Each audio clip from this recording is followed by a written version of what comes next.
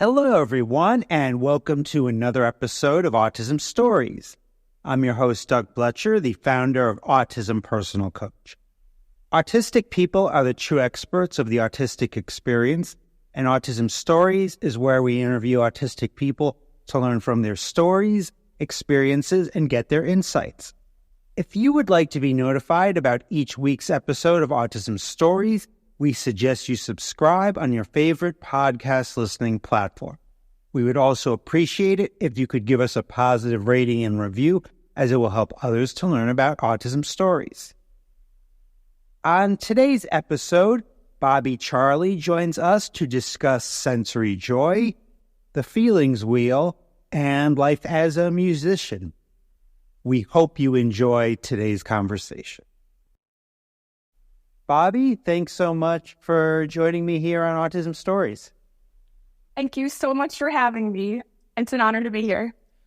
I'd love to start out our conversation by learning, where does your story in the autistic community begin?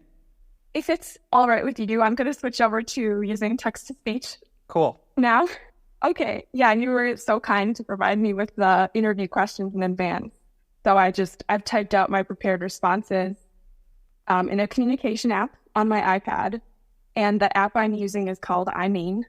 The reason I'm using text-to-speech is to support where my communication abilities are at today. Sometimes I can express myself better through AAC, and this just happens to be one of those times. Hi, I'm Bobbie Charlie. I'm a musician, and I have an Instagram page where I share about my experiences being autistic.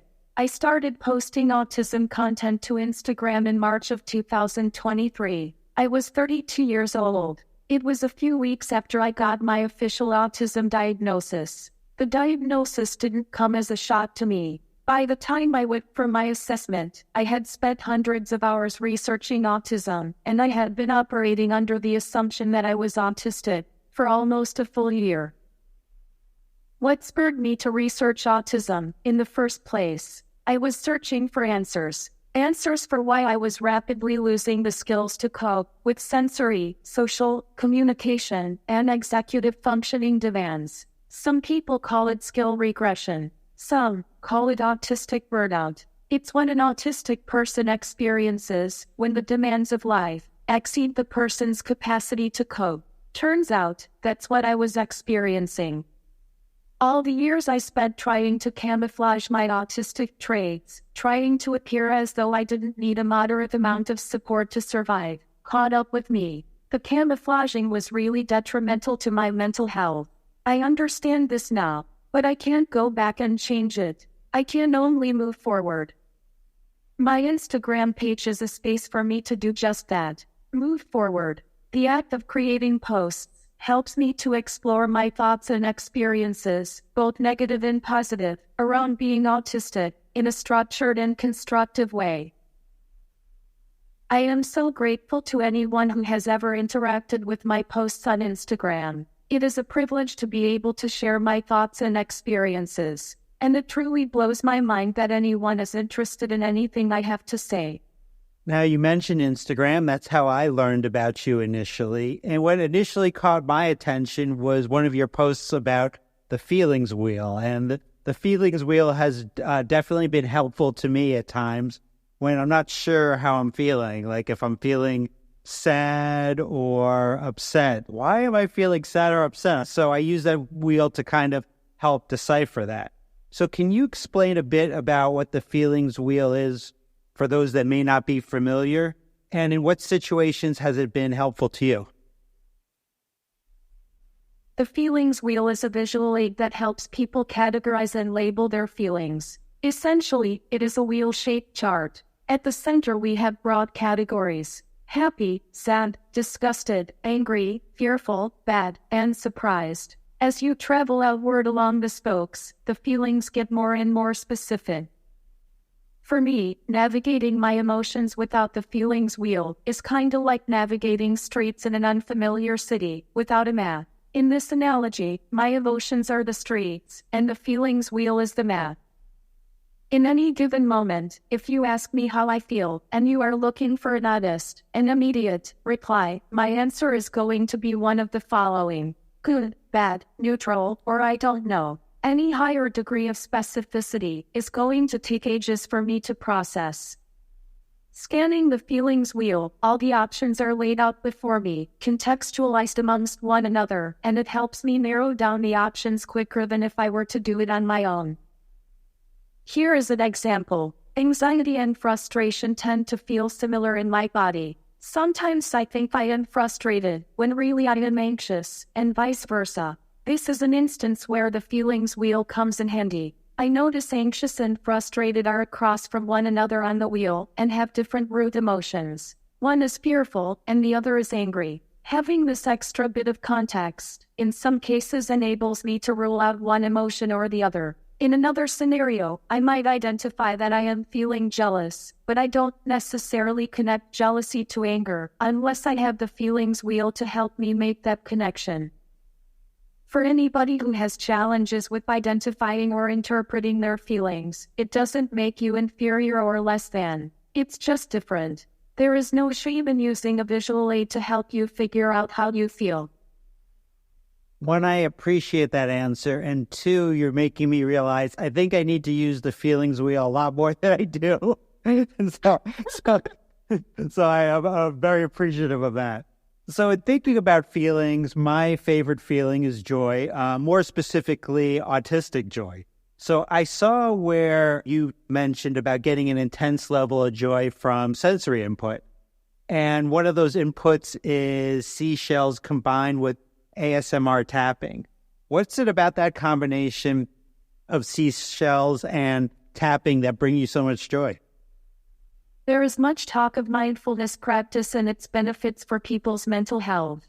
For me, sensory play is like a form of meditation. It is often loud inside my head, but when I experience sensory joy, I am just me, and I feel in tune with the universe, like I am exactly where I need to be, and it is such a relief. The senses are a gateway. I can enter a meditative state through the senses much more easily than I can through guided meditation. For example, specific kinds of sensory feedback will stimulate my brain in just the right way, where it cuts through the noise and I can really focus in on the sensory experience. The example I provide in the video of tapping on seashells combines multiple sensory inputs to give me such an experience. I am getting visual feedback from looking at the detailed patterns and colors on the shell's surface. I am getting tactile feedback from my fingers touching the shell's raw, ridged textures. I am getting proprioceptive feedback from tapping on the shells and from feeling their weight in my hands. I am getting auditory feedback from the tapping sounds. In addition, I am contemplating all the steps in the shell's journey before it came into my possession. I am thinking of the creature that used to occupy the shell. All these elements combining, and for me the result is satisfying and captivating. Mindfulness practice benefits everyone, but as an autistic individual there is so much I experience on a daily basis that is hostile or that causes me discomfort. I think sensory play and sensory joy are extra important for me. For my mental well-being, I need to experience these things regularly. It's about balancing out the negative input. A lot of people are familiar with the concept of sensory play for children. I think sensory play is just as important for adults. Sensory play for adults might look similar to how it looks for children. It might look like sensory bins, fidget toys, slimes and putties, plushies, multicolored lights, swings, etc. Or it might look totally different. As autistic adults, opportunities for sensory joy are not necessarily built into the fabric of our daily lives. For the things that give me sensory joy, I do find that I have to make a conscious effort to seek out opportunities or set aside time for myself to get that positive sensory input that I need to feel okay. Absolutely. I think sensory joy as adults, if we are not partaking in those things, I think we're very, very likely going to end up in burnout. I'm wondering, are there other sensory inputs that kind of give you that same kind of intense levels of joy that the seashells and the tapping do? Any positive sensory input has the potential to bring intense levels of joy. For me to experience intense joy, I think the key is my being allowed to zero in, or focus in, on the sensory input, relatively free from distractions. For instance, I can sway side to side in a social setting, and that vestibular input is soothing to my nervous system in the moment. But it does not bring me the intense level of joy that I experience when I sway side to side in a room by myself, when there is little else competing for my attention. Thinking of sensory inputs that have given me intense levels of joy recently, some of the major ones that come to mind include music, listening to music that I like, playing music on my guitar or my violin, singing. A lot of people might think of music mainly as an auditory input, which it certainly is, but there is also the vibrational input from playing an instrument or from the vocal cords that travels not only through the ears, but through the skin, muscles, and bones too. And when you're playing violin or guitar, there's tactile input involved as well. There's tension in the strings, tension in the violin bow, giving proprioceptive feedback. These various inputs combine for a deeply satisfying sensory experience. What else? Currently it is June, and here in California it seems every type of flower is in bloom. Smelling jasmine, orange blossom, lilacs, and roses in my neighborhood brings me intense levels of joy. Sometimes when I am out walking, a plant or a flower catches my attention and brings me intense joy, whether because it emits a lovely smell, or because it has a delicate shape, or vibrant colors, or some other interesting attribute. Sometimes a plant brings me intense joy simply because the sun is filtering through its leaves in a remarkable manner. At home, I burn dried plants, such as rosemary, lavender, or sage. The powerful visual and olfactory sensory experience the curling smoke provides brings me intense levels of joy, and the best part is how the ashes smell after the leaves and stems are done burning. Last one I'll mention today. Looking at rocks never fails to bring me intense levels of joy. Geology is one of my special interests. Seeing cool rocks or geological formations in nature brings me a lot of joy. I have a small collection of rocks and minerals at home. Spending time with the rocks and minerals in my collection, examining each one visually, holding it in my hand, feeling its weight, shape, and texture, is something that brings me a lot of joy sensory-wise, from a visual standpoint, a tactile standpoint, and a proprioceptive standpoint.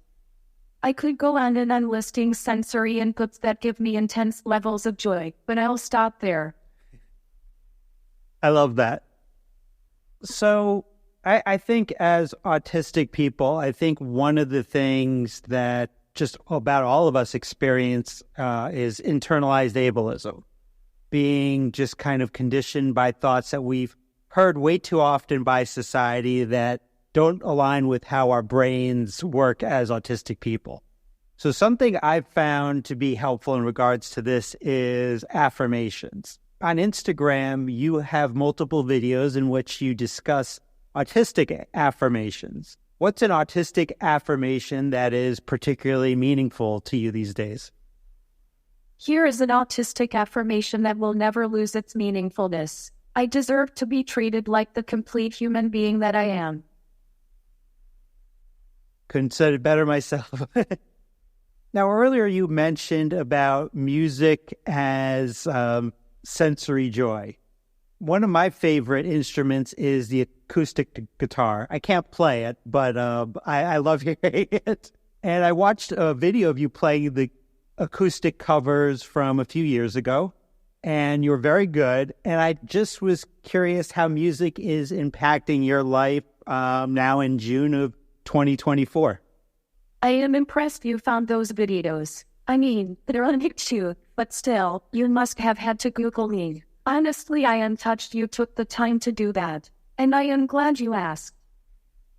The videos you referenced are on my YouTube channel. The last time I posted to my YouTube channel was 4 years ago. Watching the videos now kind of makes me cringe, because I've progressed musically since then. I almost deleted them so many times, but ultimately I decided to leave them up, to honor my progress. My intention was always to post more videos to the channel.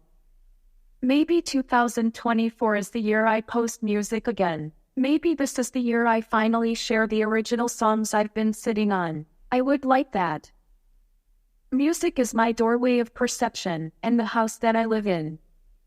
David Bowie said that, and I feel the same way. I hope you do share those original songs, and I would love to listen to them, certainly. Lastly, how can our listeners learn about you beyond this interview? They can follow me on Instagram, @BobbieCharlie. Well, I really appreciated the chance to get to know you a little bit. Hopefully this isn't the last time we talk, and maybe next time we talk, we'll be talking about some of your original songs that you've shared and more about rocks. Thank you. Thank you for this awesome opportunity. I enjoyed talking with you. Yeah, I hope we can do it again. Thanks so much to Bobbie for the conversation. To learn more about Bobbie, please check out the link in the podcast description for this episode. We always love hearing from you, and would especially love to hear from you relating to this episode on what sensory experiences bring you joy. Did you know Autism Personal Coach provides neurodiversity affirming support by autistics for autistics? We empower autistic adults and teens to lead self-directed, purpose-driven lives through our customized life coaching and community groups. Our distinct approach prioritizes each client's unique goals and preferences, fostering a sense of agency and promoting self-advocacy. Coaches work collaboratively with clients to develop personalized strategies and tools that can help with executive functioning, emotional regulation, relationship building, stress management, and much more. We also support parents and partners of autistic people by providing insights and guidance to bridge communication gaps and nurture mutual understanding. With our accessible remote services, individuals from any location can receive the assistance and mentoring they need. Join us today to experience judgment-free coaching rooted in empathy, expertise, and respect for autistic identity. Until next time, I'm Doug Bletcher of Autism Personal Coach. Talk to you then.